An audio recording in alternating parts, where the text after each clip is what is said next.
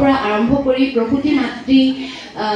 যিসকল থাকে, যিসকল গৰ্ভৱতী মহিলা থাকে, যিসকল 0ৰ পৰা 6 মাহ লগতে সম্পূৰ্ণ 6 বছৰৰ শিশুৰ প্ৰতিটো তথ্য আমাৰ হাতত থাকে আৰু সেইসমূহ আমি মোবাইল ফোনৰ যোগেদিয়ে তেওঁলোকৰ তথ্যসমূহ সম্পূৰ্ণ চৰকাৰে নিৰীক্ষণ কৰি থাকিব পৰাকৈ সদায় ভৰাই থাকোঁ। গতিকে বৰ্তমান যিহেতু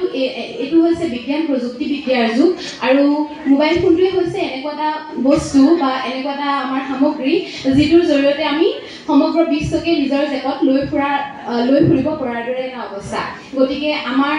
এই অতি প্ৰয়োজনীয় বস্তুটো যিহেতু খুব সোনকালে আপডেট হৈ থাকে, পূৰ্বতে প্ৰদান কৰা মোবাইল ফোনবোৰ বৰ্তমান এতিয়া আমাৰ যিটো আপডেট ভাৰ্চনৰ সৈতে আমি চলাবলৈ যথেষ্ট অসুবিধাৰ সন্মুখীন হৈছোঁ। গতিকে আমি